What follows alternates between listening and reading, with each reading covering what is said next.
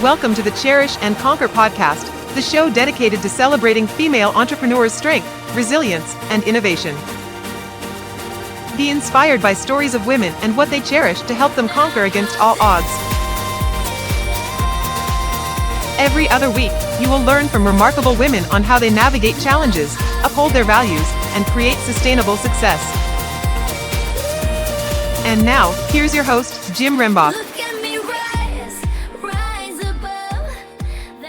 Hello and welcome to the Cherish and Conquer podcast.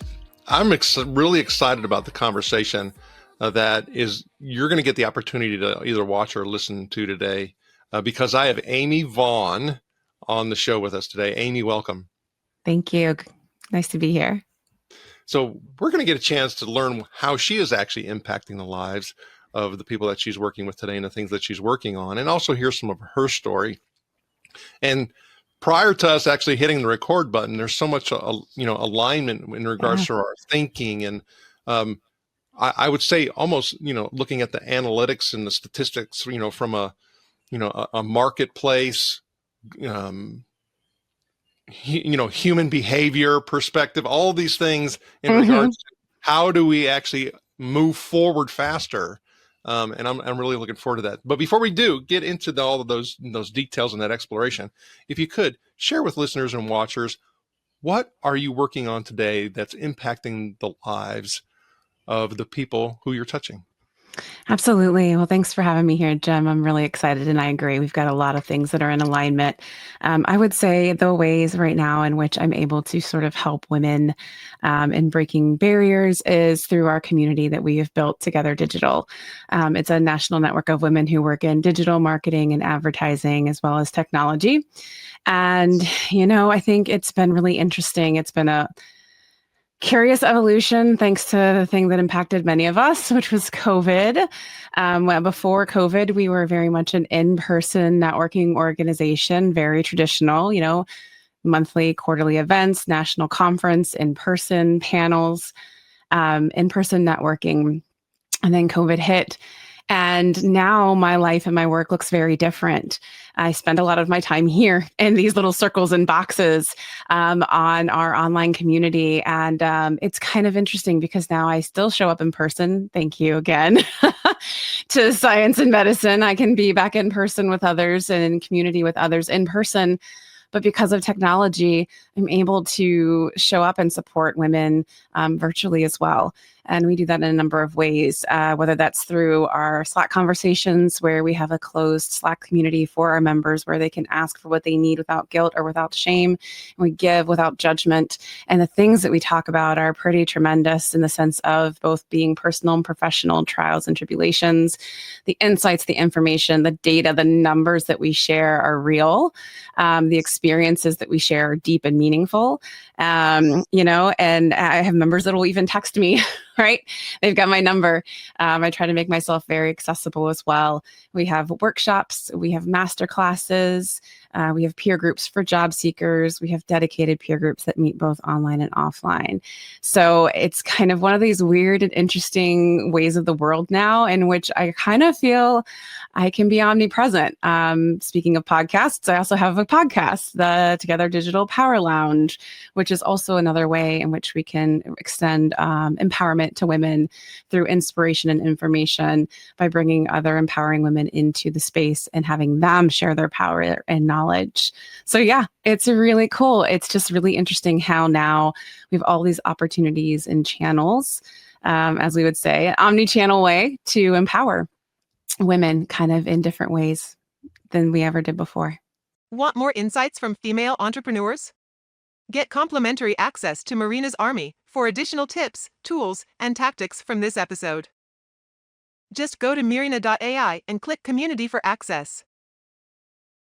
Now, let's get back to the conversation. Well, and it's kind of interesting. I think it's important for us to kind of, think about this whole even anthropological aspects of community where we are today. Because I tell my kids all the time. I said, especially when they get self-absorbed in their devices, and I'm like, how long you been messing on that darn thing, right? Yeah. Let's look at your actual usage time. Hmm. And actually, I think there was a piece today, this morning, in Yeah. national news talking about digital addictions and stuff yet again. Hmm. Um, is that, not having the opportunity to be in community, Hmm. and if you think, social media as a whole is community, can Hmm. be problematic if that's your thinking. But Sure. but but if we look at what the internet overall was built upon and why we Hmm. do have some of the things we have, it is community. It And is. so if we go back tens of thousands of years, if we didn't have community back then, we would not. Hmm. Yeah, We would it not is be. an absolute balance. It is an absolute balance. I think there's like a healthy approach, right, to community and online and social media and digital usage. I think that's maybe the benefit that we're going to have here over the next 5, 10 years is like a lot of us, older millennials, Gen Zers, or just sorry, Gen Xers, we were inundated, right? We were fascinated, we were drawn into it and maybe overdosed a bit on it, right? Because it was new, it was fresh, it was exciting, and we didn't understand the implications of kind of getting too involved in it. And now we're starting to see the data and the research and the studies behind sort of overusage, how it perpetuates perceived isolation, which we also know based on Surgeon General data can create like a shortened lifespan by up to 15 years, can be the same as smoking 15 cigarettes a day. So we've seen kind of the dark side, right, of what community, not community, but what sort of social media and digital overuse in the wrong ways can be. But what I'm hoping is that what we can start to see is like this evolution over the next, decade and a half or so is that, these tools, these online opportunities. I think another great example is things like I'm trying to think of the name of it, but all of these online mental health tools that we've got, right? There's like Better Health or Better Talk or whatever that is, where you can find resources to do like talk therapy online, creating more accessible things like that online, finding community for women who maybe are working from home remote, like our community Together Digital, where if you're working from home and you're a working mom and you are working remotely, you don't have a sense of community connection, company culture. Like we've become that for a lot of women. And I think that that's an amazing evolution of what online community and platform has become over the last few years. And I would love to kind of see more of that. So I realize that there's a lot of shade and hate kind of thrown at social media because there's that whole comparison spiral. There's a lot of negativity in the space. There's a lot of opportunity for, hate speech to perpetuate and whatnot. But then there's also a lot of opportunity for good. It really just depends on how we choose to use the tool, in my Yeah, I mean, opinion. that's a great point. And even when we start talking about artificial intelligence and things like that, so Myrna has a community of users and non-users. I mean, you take it to a much bigger level. Hmm. Um, so I mean, we're in there having discussions about things that are financial, work Hmm. life, balance. And Yeah. so Myrna's Army is a place that people can see where it's not just about a software that's geared towards women and content creation and marketing and adding the capabilities Hmm. from a sales perspective. It's if we don't have this connection as people Yeah. focused in on one thing and Hmm. augmenting AI, to have a Hmm. better output, augmenting all the social media tools that are available to us in order Hmm. to build more connection and community. Yeah. We do get lost. Hmm. It's Yeah. too easy You're to get right. lost. Yeah, intentionality is important. It's the difference between building something to take power from versus power to. Whether it's a tool like AI versus like digital community building, things like that. Yeah, absolutely. So I love that. And then I think also too, because I still hear it over and over again, people start talking about, well, yeah, I have a private Facebook group. Mhm. I don't want Facebook to own my community. I just don't. Yeah, yeah. I feel you there. It is one of those things where it's not having your own private proprietary space sometimes is kind of a challenge and difficult and worrisome. We've had an interesting kind of journey in that space as well, trying to kind of we've got a really active and sustained community within Slack, and it was recently bought by Salesforce, not maybe 2 years ago, right? Yeah, and it's definitely sort of changed. It's not changed terribly much, thankfully. as far as like a user experience goes. I think some updates and things like that have gone a little bit slower. But really kind of getting or having our members consider moving to anything else, even though they're women in digital, it's hard, getting people to kind of consider moving or switching platforms. We adopted that platform back in 2016, long before it was very prevalent and pervasive within sort of the day-to-day. But because of COVID, and now it's much more adopted because more people are working remote and hybrid. So folks are way more used to using it. So yeah, we're kind of sticking with it for now. Yeah, and I like the for now because it's that. Yep. Yep. Yeah. It's I think a lot of it becomes familiarity.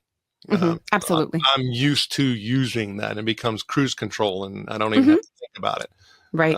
I think it's an important part of community building is really knowing where your people are and where they want to be. I mean, I do volunteer for a number of other community groups and builders where they do try to create and build their own platforms. And then they're like, use our space. And it's really because ultimately their goal is not to create the best user member experience. It is because they want to own and collect like the data, and ultimately like the members and the users kind of know that in the back of their minds.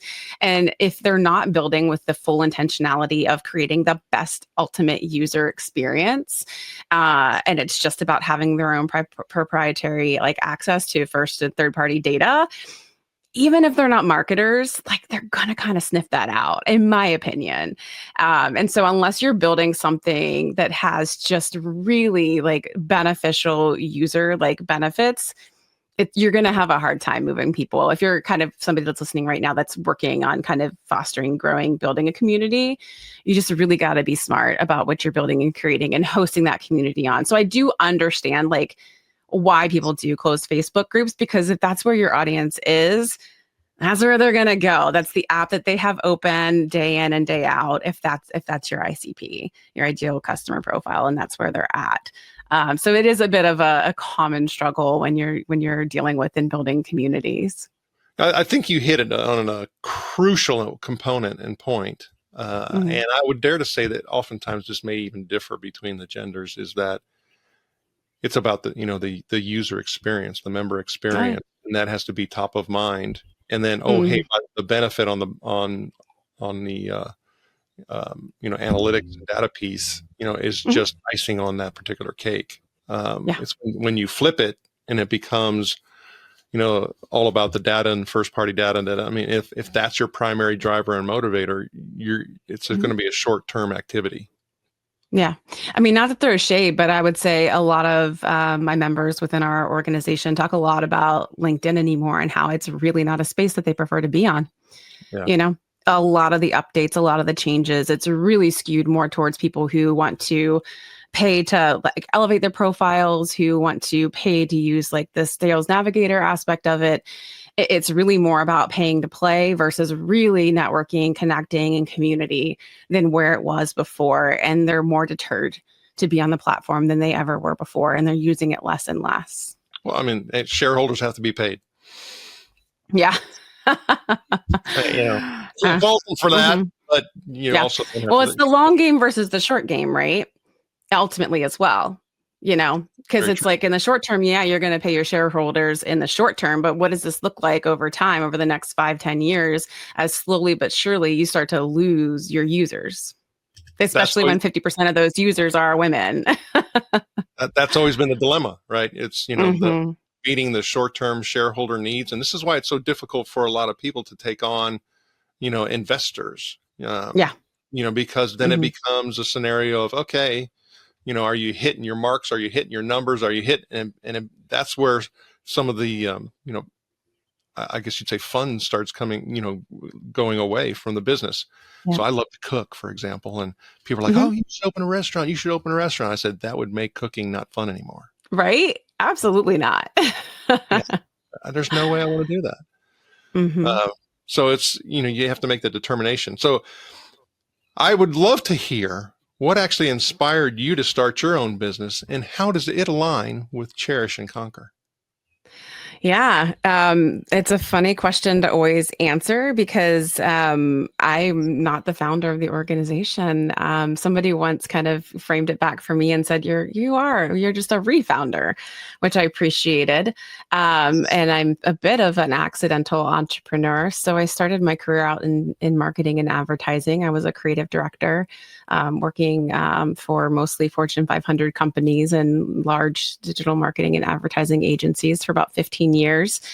And I joined an organization then called Women in Digital because I was a working mom of one 3-year-old and another impending baby on the way.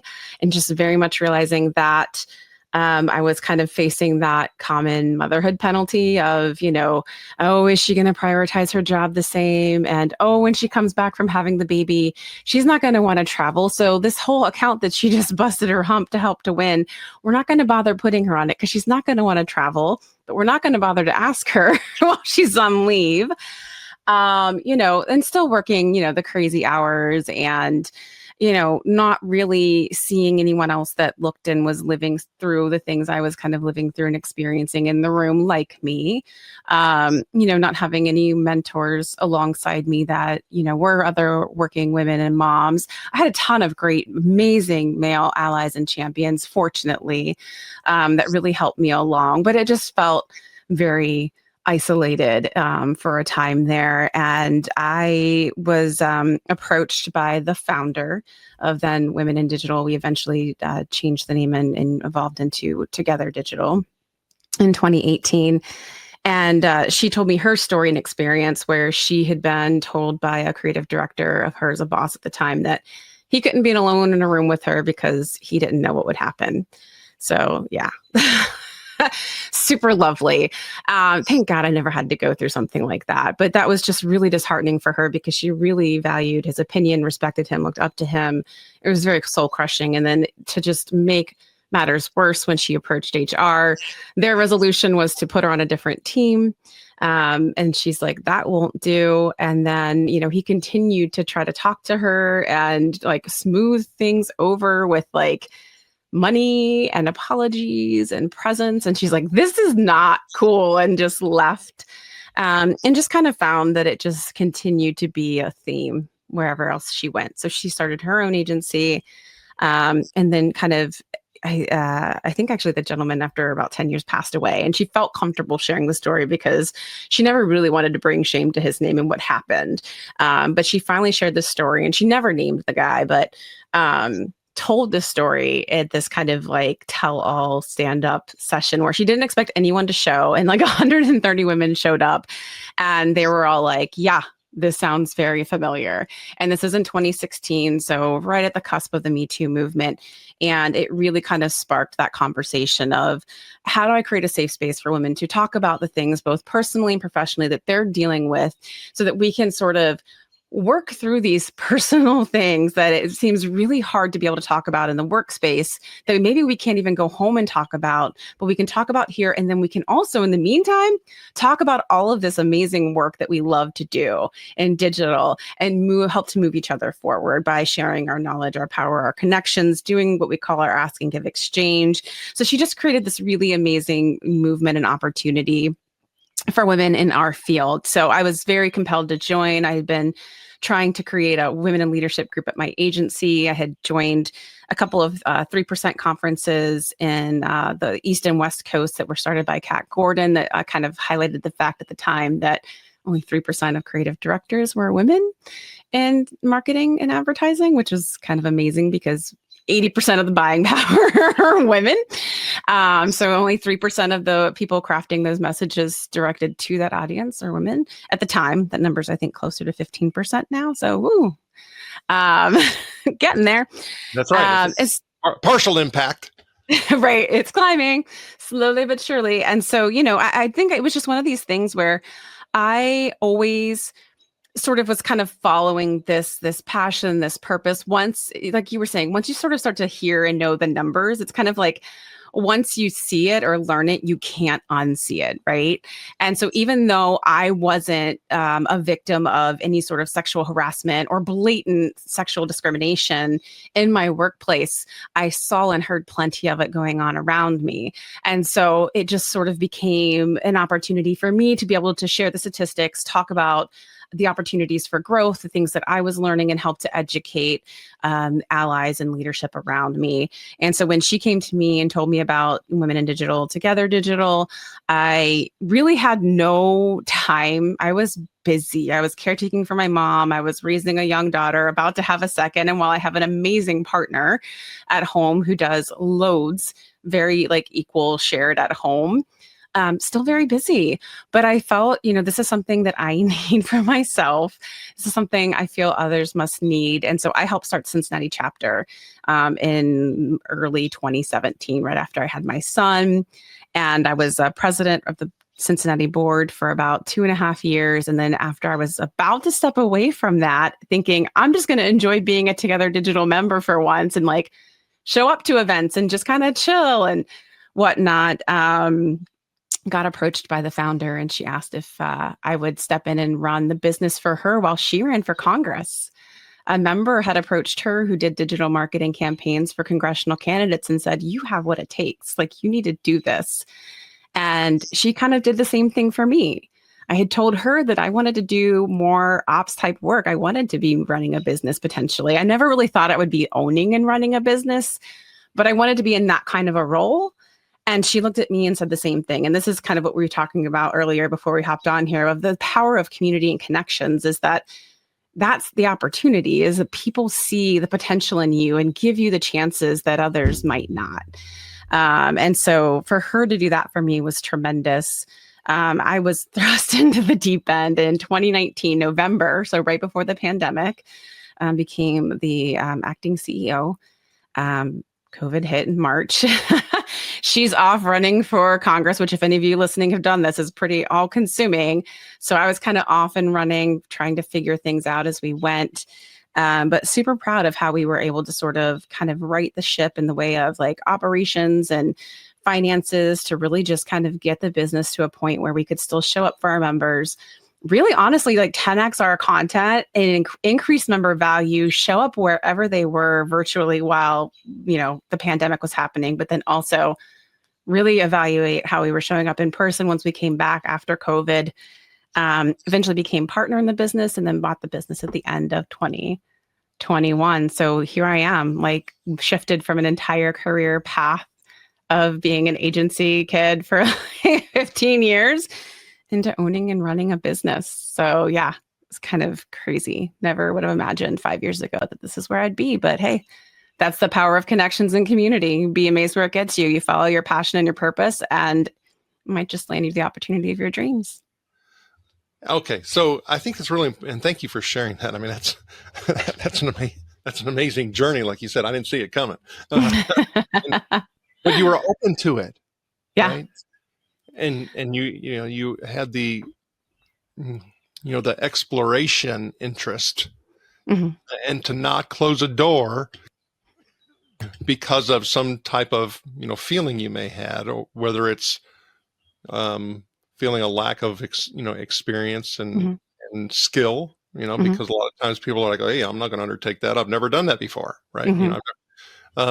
So I'd be interested to know how, as these things were hitting you, went about and were able to find clarity so that you can actually step into that with your whole self. Well, I love it because I realized I didn't answer the last part of your last question, which was how does it align to cherish and conquer? I knew that Together Digital and the mission and the values aligned so well with everything that I had been putting. Like, again, I had such little time and such little energy left to put in. But every time I showed up to anything like a board meeting or a Together Digital event, like I left more energized. I cherished everything about this group community, its missions and its values. That's exactly how I was able to kind of go in and conquer those years over COVID and say that, yeah, I mean, I'm going to be figuring this out as I go, but I'm going to figure it out. I'm going to conquer it because I just care about it that much. I think I see the impact that it has in big and small ways, and it's really worth it. Does that mean that I wasn't scared, half the way, like all like, and I didn't want to quit a bunch of different times? I would be lying if I said I didn't. But what really kept me going a lot of the times was sort of falling back on a lot of my most valued and trusted advisors. I cite this a lot, my disagreeable givers. I love Adam Grant. He's an organizational psychologist out of Wharton University. If you guys haven't heard about him or read any of his work, one of his books is called Give and Take. He has this quadrant of people, and one of those groups within that quadrant are your disagreeable givers. So people who will kind of tell you, also another great book, Radical Candor, Kim Scott, will tell you with clear but kind what you need to hear. And they're not saying it because they want to take anything from you or that they want to be overly agreeable, because you feel like you're agreeable givers, the people that will always tell you, what you want to hear. It's like your mom, right? Is probably your most common agreeable giver. And, so my disagreeable givers, people who really told me what I, needed to hear in the clearest but most kind way. I have to give some credit to my husband, and my mentors, who really knew sometimes what I wanted before I could realize I wanted it, and didn't tell me what I wanted, but knew what questions to ask me to help me come to the right conclusions. And I think that was really helpful. The community itself, I think that's another beautiful thing about owning and operating a business that is about empowerment and community, is like what you give is what you get, showing up and not being like a hot mess, but being a little vulnerable and making sure that you model what you want them to do, in the sense of saying, if I need help, I'm going to ask for it because I want you to be willing to ask for help. It's great. They understand like you're human too, like being approachable, asking for help. Those things I think have really, really, really helped me get through a lot of self-awareness. I mean, I joke and say there's nothing like owning a business to just get your butt kicked. And it really shows you sort of all of the gaps and the holes within yourself, because when you work for someone else, right, it's so easy to just go home and like bitch and moan about, oh, this is wrong and this isn't great and this is going bad. But when it's you and you're the one running the business, like if you're not willing to self-reflect and take the time to be self-aware and see where the gaps are, where are your strengths, where are your weaknesses within yourself and within your business, you're not going to last long. So I think that was another thing, was really learning how to be more self-aware, self-reflect, and sort of see where my gaps, my strengths, and my weaknesses were, and really kind of take time to assess and address those where needed. So as you're talking, I start thinking about going through the exploration to find solid footing and solid ground, so I kind of know where I stand. That's kind of what I'm hearing you say.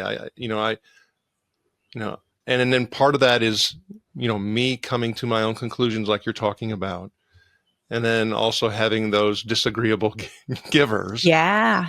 And being willing to accept those things and not respond to them. I think oftentimes, and I get caught into the trap as well, is when I have a disagreeable giver, I want to immediately hit that with, yes, but, yes, and I have to stop doing that and get my butt out of the way. I need to take that in and maybe not necessarily respond at that given moment of time. Yes. Go back and figure out the questions, and I need to ask back to get better clarity and understanding and perspective. That's kind of, for me, I got to find that solid footing so that I make a move instead of standing in place, and then also that I'm making the correct move. Yeah. I think it's very much the difference between confidence and ego, in my opinion. I think like understanding and trusting your own knowing, but always being willing to learn and fail and learn from your mistakes and move on, like that's confidence. It's like I could fall flat on my face and I can get up, laugh about it and be like, you know what? I just learned something. Like to me, that's confidence.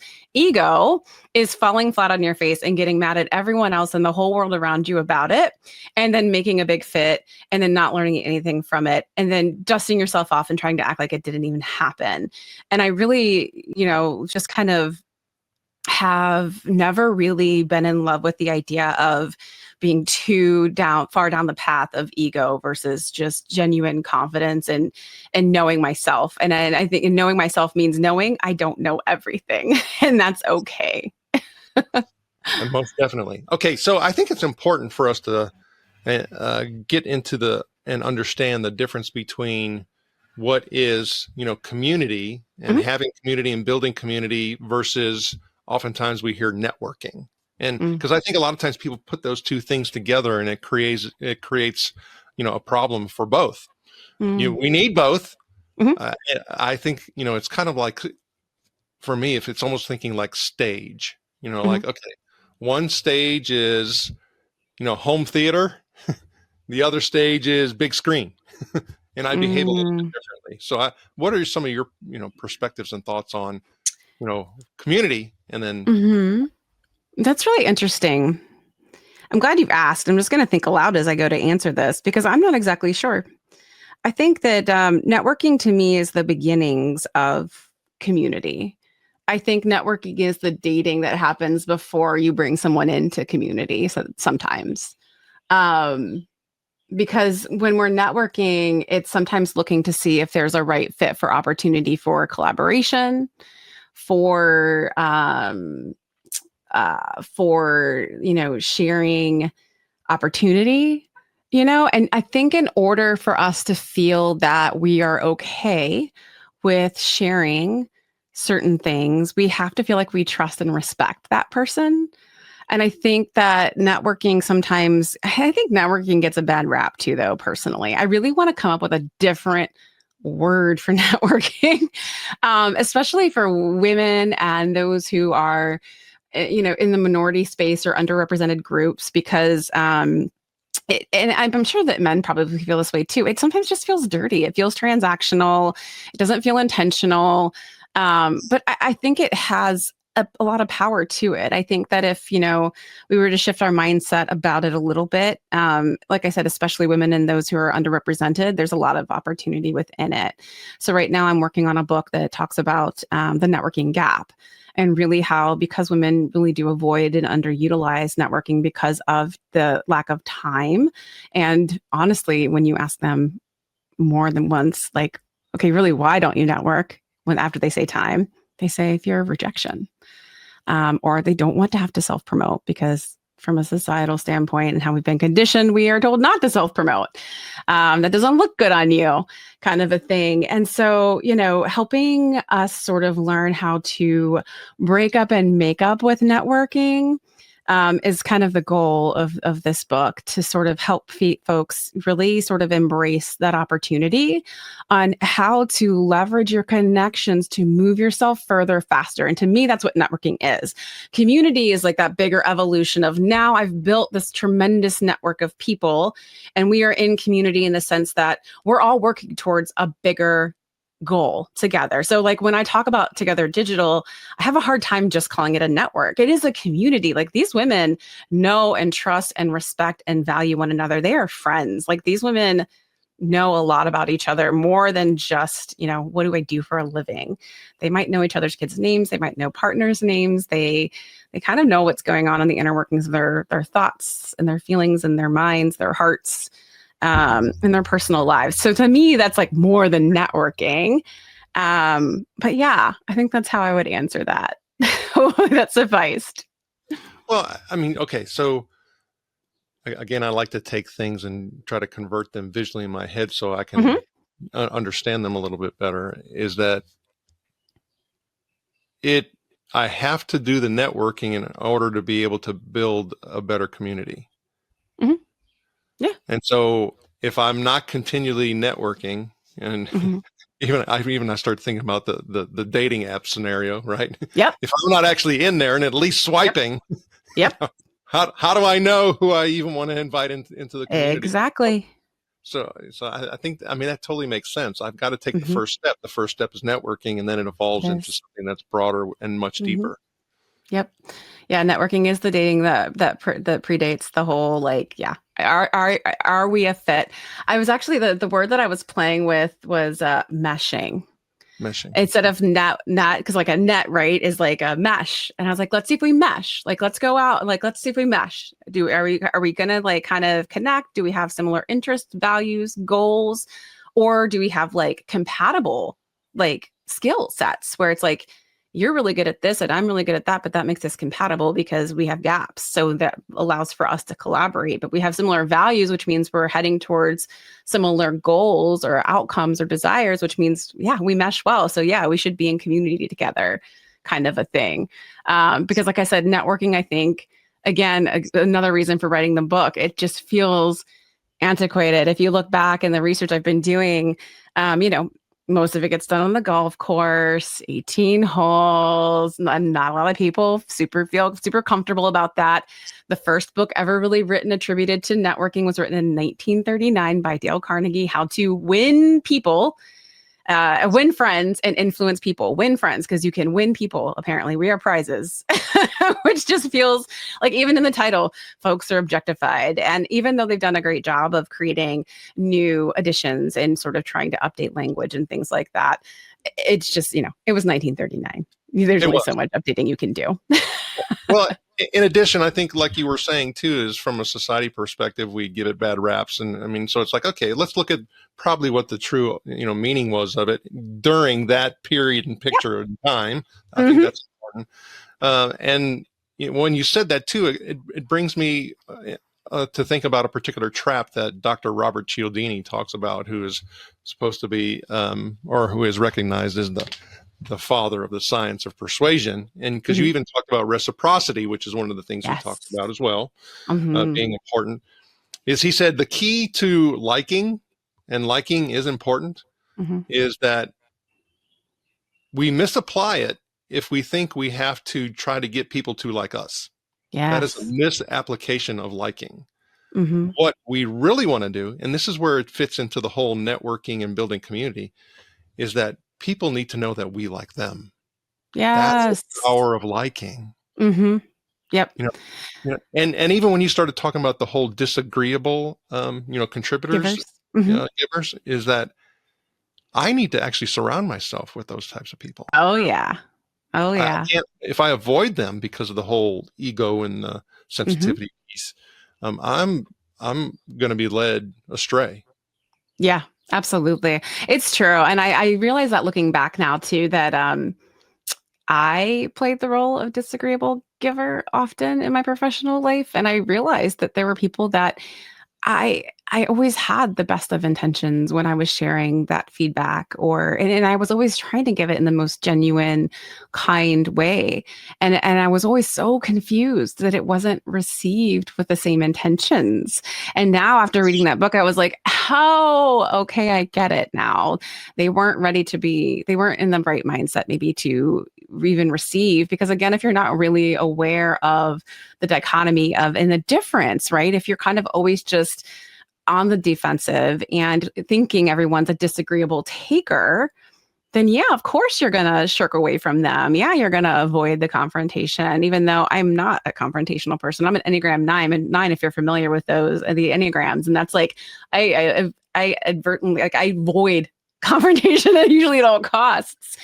Um, so yeah, it's definitely been, I do this whole, I'm working through, as a part of the exercise in this book, a networking gap exercise. And it is to kind of evaluate the extent of your network, everything from acquaintances, friends, families, past peers, coworkers, etc. And one of the things I tell you to look out for is, yeah, surround yourself with at least 3 to 5 disagreeable givers at any given time, because those are some of the most important connections that you'll have. Those are the people, when things are really going tough, you're going to want to call, because they're the ones that are going to tell you what you really need to hear and not just what you want to hear. And sometimes, and again, it's like with all feedback, it's a gift. And you, like you said too, you need to sit with it and you need to kind of think through it, because it doesn't mean just because they told you it, you need to take it exactly for what it was. It just needs to go into the consideration. But yeah. Well, there's even a premise. I mean, as you're talking, it reminds me of in the study of positive psychology Mhm. that talks about unlikely pairs. Mhm. So this is where sometimes community and groupthink, it Mhm. can have some negative outcomes to it. Is that Yep. if I don't include some people that to me is an unlikely pair. I mean, we don't have the same perspectives. We don't, again, we're going to stifle our creative thinking process. Mhm. And for creatives, Mhm. that's an issue. So that means if you think about it in context of particular types of work groups, is Yeah. like, even if I don't think like an engineer, I better have an engineer as part of my community because they're going to give me a perspective that I can't Oh, bring yeah. to the table. Uh-huh. And this is super true too in team building. I mean, I definitely take this into consideration as we're like, not just our community members, obviously we practice radical acceptance when it comes to like our members that are coming in, as far as like digital is a broad term. These women and folks are also like non-binary and female identifying and neurodivergent and a vast age range and vast difference in like background and experience as well.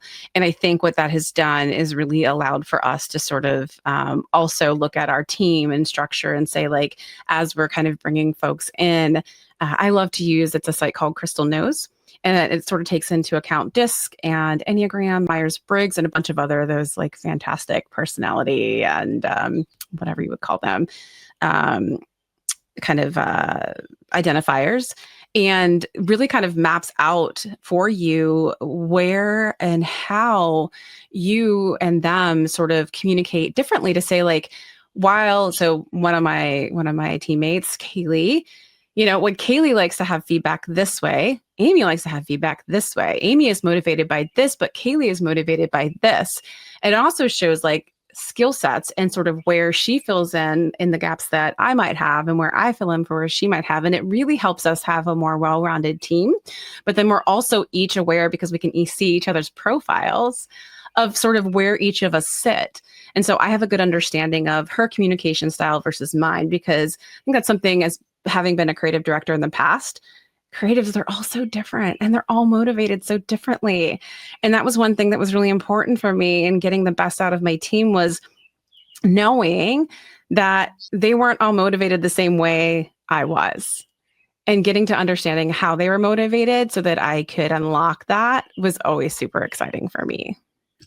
So what you were talking about, I also have been exposed to some of the works associated with the science of motivation. Mm. And you're hitting on a lot of the things that they were talking about in regards to employee engagement, employee productivity, why we want to stay in a community. We Yes. refer to that as a company culture, and why we don't want to. Mm-hmm. And again, if we don't explore that, Mm-hmm. we end up being part of the performance related issue associated with churn, burn, Yeah. constantly filling positions, stagnated growth because, we can't retain skill. I mean, all these things that are detrimental to a company. Yep. And so, I mean, awesome insight and information that you've shared, and even talking about your own journey. So I'm curious, can you give a time and an example when you had to stay true to your principles and it led you to a significant achievement or breakthrough in your business? That's a great question.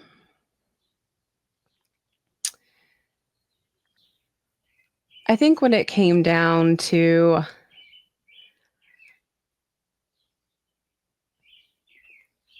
buying the business, quite honestly, and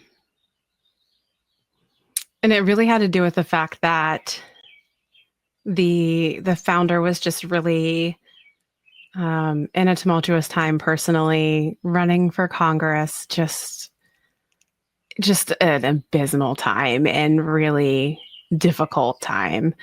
Kind of going through that process, I got a lot of interesting insights to what it's like to be a woman, to try to run as a congressional candidate. And I could not even imagine trying to do that myself.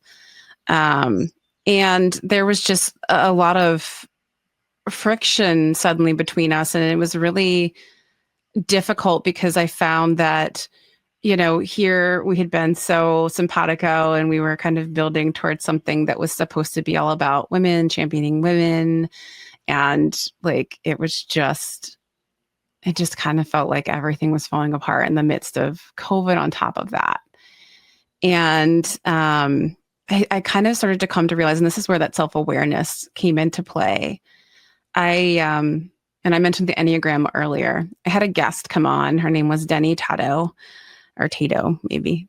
DeniTato, if anybody wants to look her up. I highly recommend her. She is an Enneagram coach, and she came on as a podcast guest with me. She was recommended by a former agency CFO who's also a friend of mine. And she was super generous and gave me the opportunity to do her evaluation, which is usually a little costly. And I went through the process and learned again of my Enneagram type 9-ness. And what it really did for me was sort of unearth my values as in my leadership style, which I said earlier was kind of non-confrontational. I am a huge practicer of mindfulness and meditation. I don't find a lot of value sort of in I find a lot of value in the fight when it comes to fighting for justice and equality, but not fighting for the sake of fighting, not for the sake of drama. And I just sort of came to a moment when I realized we were just very different people with a little bit of different values, not in the sense of like the organizational values, but just values in the ways in which we kind of came about discussing and problems and working through the business. And that was hard for me, right? Because this required confrontation. And so learning about my 9-ness required me to sort of do what you were saying earlier, which was take a moment, take a breath. So when she would come and want to have a hard conversation and kind of hash it out in that moment, I would just kind of sit and listen and say, okay, I need to go away with this and think and then come back to you, which did not sit well necessarily because that was not her style. But she was great and said, okay, I get this. And it sort of came to this point where it just was like very stressful, and again, we were all under so much pressure at that time. Again, small business, trying to operate under COVID, her running for Congress and dealing with her things. It was just like very contentious all around.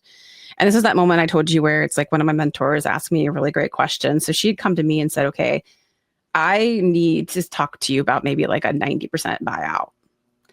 And I was just like, I don't know, man, because in the back of my mind, I was like ready to just be done. Honestly, this was one of those points, like I said, I was ready to quit.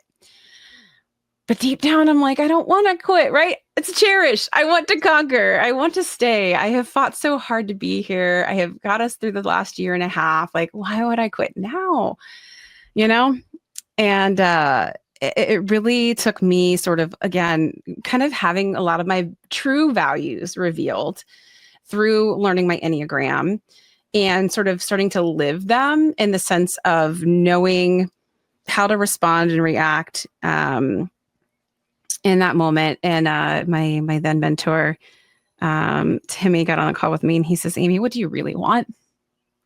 And again, getting past this whole non-confrontational side of me, I said, I want all of it. I want the whole business. I don't want 90%. I want 100%. And he's like, then that's what you need to go back and ask for. And I knew that was going to be hard for her. This was her baby. She started it. She put so much into it. And I, I've always respected that. And so I knew it was going to be a big ask, but it was like, I know this is what I need to do. And so it was really that kind of pivotal moment that I took myself by surprise, I think, by standing up for myself and asking for that 100%. But I do think, like I said, kind of doing that inner work and learning and knowing my values and then having to kind of put them right into exercise versus avoiding the confrontation altogether and just doing the easy thing and walking away. It was all such great timing. So yeah. Wow. Thanks for sharing that story. That's awesome. Enjoying the show? After joining Marina's Army, subscribe and share the Cherish and Conquer podcast on your favorite platform. Thank you. Now, back to the show. Okay, so now it's time for our rapid fire segment, our breakthrough blitz. You've actually given us a lot of insight in order for us to be able to break through, but this is our last blitz moment. So are you ready to go through the blitz? Let's do it. All right. So what's your favorite productivity tool or app? Oh, that's a good question. Oh my goodness. Tool or app? Oh my God, I've got so many. Okay, the one I've been using most recently is Reclaim.ai. So it integrates with my Google Calendar, and it basically allots for me to basically put time into my calendar. So if I get an email in and somebody needs something, Reclaim.ai will find time in my calendar in the near future. I give it when it needs to be done. It'll just find time, and I'll say how much time I need, and it puts it on my calendar. So it's like now my inbox is no longer my to-do list. It's my calendar, which I think is amazing. Well, that sounds amazing. Okay, so what's your favorite way to unwind after a busy day? Oh, I've got a whole host of those too. Because like I said, I'm big into mindfulness, rest, and relaxation. I'd say probably reading is my go-to. That's my form of self-care, is reading typically on my porch swing. If you could have dinner with any female business leader, living or deceased, who would it be? Oh my gosh, killing me. Oh my goodness. So many. I have to pick one. She's not even really a business owner, but I would say Michelle Obama. So what's your favorite quote or mantra that keeps you motivated? Oh my gosh. I keep like a million quotes around me too. See, this is like the choice. Okay. The mantra that keeps me going. I'm no good at rapid fire. This is where I fail. I'm not so rapid at rapid fire. Why are no quotes coming to me? This is like when somebody asks me to tell a joke. I'm like, I've forgotten every joke I've ever heard just now. And I have a million quotes around me all the time. And now I'm like, now I remember not a single quote, but I always have them around me. It's probably one of my mindfulness ones, is that the bad news is nothing lasts forever. The good news is nothing lasts forever. So the idea of impermanence helps make everything a little bit easier, as morbid as it might sound. That's good. What's one piece of advice that you would give to aspiring female entrepreneurs? Do it. Like, it's never going to happen unless you try. Do it, and then just surround yourself with support, because you're going to need it. You don't need to do it alone. So what's the biggest misconception people have about being a female entrepreneur, and how do you address it in your own experience? That it's a hobby. I think women, I can't tell you how many times I've been asked, so is this like your full-time job? Yes, it's my full-time job. And yes, I put a lot of time, energy, and effort into it. How do I address it? I just try to model the hard work that I do and that I put into it. And I try to demonstrate not just the success, but also the strife that comes along with it, because I think this whole perpetuating success without strife is not healthy either. So, yeah. Amy Vaughan, awesome conversation and insight and experiences Thanks, shared. Jim. I appreciate that. How do the listeners and watchers of Cherish and Conquer get in touch with you?